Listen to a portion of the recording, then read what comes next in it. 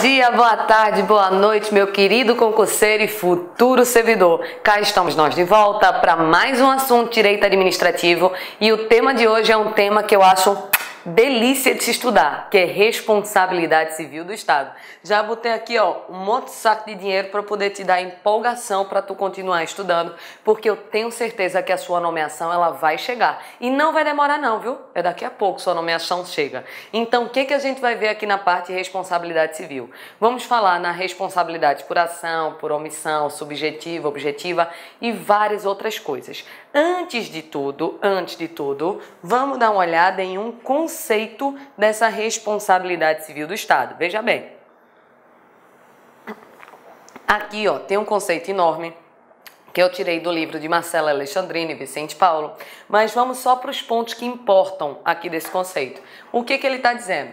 Está dizendo que responsabilidade civil do Estado vai ser a obrigação que tem o Estado de indenizar pelos danos que seus agentes causarem a terceiros, causarem a particulares. Então, aqui na responsabilidade civil do Estado, a gente vai ter que estudar essa obrigação que o Estado vai ter de ter que arcar com os danos que seus agentes causarem a terceiro.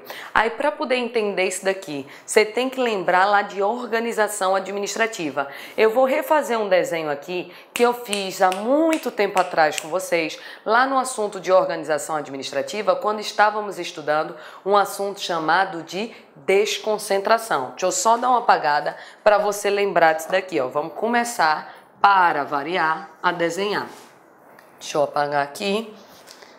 Veja bem esse raciocínio daqui. Você tem no seu caderno um desenho assim, ó. O Estado, que eu até dei o exemplo com o meu Estado, puxando um pouco de sardinha para mim, que é aqui o Estado de Pernambuco. Aí eu te disse assim, ó, vai existir a governadoria do Estado, vai existir a governadoria. Aí eu dei o exemplo aqui, ó, na Secretaria de Defesa Social, que é a parte de segurança pública. Aí eu falei em uma delegacia. Tá lembrando desse exemplo? Pronto. Falei aqui em uma delegacia e falei aqui que na delegacia tinha um policial. Aqui tá a arma dele, que nós chamamos de agente. Aí só para relembrar, porque a gente já estudou isso daqui. Vimos o seguinte, ó, União, Estado, Distrito Federal e municípios. Aqui eu tenho pessoas. Só que essas pessoas, elas repartem internamente as suas funções. Quando a pessoa ela reparte internamente as suas funções, ela cria diversos órgãos. Foi isso que a gente estudou no fenômeno chamado de desconcentração. Na desconcentração, eu tenho uma única pessoa e essa pessoa ela reparte internamente a competência, criando diversos órgãos. Aí nós vimos que a governadoria é um órgão que no meu exemplo aqui pertence ao Estado de Pernambuco. A SDS também seria um outro órgão. A delegacia seria um outro órgão. E aqui o policial seria o agente. Eu até falei assim, não estou falando em agente de polícia. Estou falando em agente, nesse caso aqui, de um servidor que está agindo em nome do Estado. Aí eu te dei o seguinte exemplo. Se esse policial, atira e mata uma pessoa por engano, a família da pessoa prejudicada vai processar quem? Vai processar o policial? Não, por causa de uma teoria que nós estudamos chamada de teoria do órgão. Teoria do órgão, que chamamos também essa teoria de teoria da imputação volitiva. Tem isso anotado lá no seu material. O que é a teoria do órgão? O que é a teoria da imputação volitiva?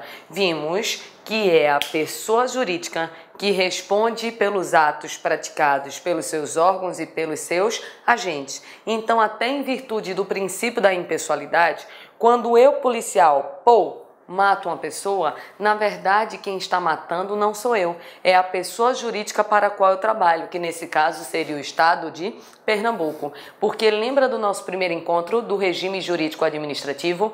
Com essa impessoalidade, os atos eles não são praticados pelo agente, porque ele não pode realizar nenhum tipo de promoção pessoal. Então, vimos nas aulas passadas que é a pessoa que responde pelos atos praticados pelos seus órgãos e pelos seus agentes. Então, a família da pessoa que foi morta por engano, quando for processar, processa o Estado de Pernambuco, e não o policial, e não a delegacia, e não a SDS, e não a governadoria, porque é a pessoa, sendo repetitiva, que responde pelos atos praticados pelos seus órgãos e pelos seus agentes. Isso é a teoria do órgão, isso é a teoria da imputação volitiva. Então, perceba o raciocínio lógico, é isso que é a responsabilidade civil do Estado, é a obrigação que o Estado tem de reparar os danos que foi causado pelos seus agentes. Professora, o Estado depois vai atrás do policial para pegar o dinheiro de volta. Vai, calma. Vamos chegar nesse ponto um pouco mais para frente na aula de hoje. Por enquanto, até aqui, beleza? Vou apagar o desenho. Anote aí o resto do desenho, se bem que esse desenho aqui você já tem, né? Porque antes de começar a falar da responsabilidade em si, eu quero fazer uma evolução histórica. Veja só. Deixa eu apagar essa parte. E eu quero testar a sua memória com uma pergunta que eu vou fazer para você.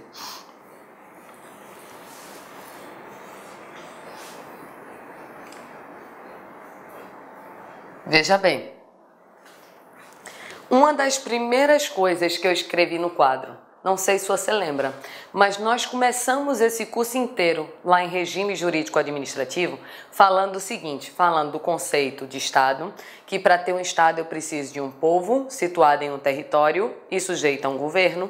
Isso são os elementos do Estado. Formei o Estado ele começa a desempenhar algumas funções. Função administrativa, função executiva, função administrativa, função legislativa e função judicial. Então, são as três funções do Estado. Função de legislar, função de administrar e função de julgar. Só que vimos que existia uma época em que essas três funções eram desempenhadas pela mesma pessoa, que seria a pessoa do rei. Aí lembra que a gente falou lá no início do curso do Estado absolutista, que teve uma época em que esse rei ele tinha poderes absolutos. Aí vamos relembrar isso daqui com essa parte da evolução histórica. Existiu um momento na história em que vigorava a teoria da irresponsabilidade estatal. Meus amigos, gostou da aula do professor? Grande professor. Quer continuar assistindo essa videoaula? Aliás, você quer fazer o nosso curso completaço, super competitivo para o Tribunal Regional Eleitoral de Pernambuco 2016, acesse no site laconcurso.com.br, que lá nós temos a melhor proposta pedagógica e o melhor custo-benefício da internet. Pode pesquisar, pode procurar, que você vai concordar conosco aqui do LAC Concurso. Tá certo, meus amigos? Olha só, aqui no LAC é o único site do Brasil que você vai se preparar, você vai estudar para esse concurso com um projeto pedagógico diferenciado. Aqui nós temos uma grande metodologia chamada de Personal Coach. Personal significa pessoal e coach significa treinador. Então você tem um treinador pessoal de concursos. Basta cumprir suas metas de estudos, que lá em março você vai fazer essa prova e vai sair muito bem na prova. Ok, meus amigos? Grande abraço. Já ia esquecendo, você gostou da aula? Quer o material de apoio? Então clique aqui embaixo, tem um link, você vai lá no site, vai estar lá em documentos, você pode fazer download dessa videoaula a custo zero. Tá certo, meus amigos? Um forte abraço, espero vocês. Tchau, tchau.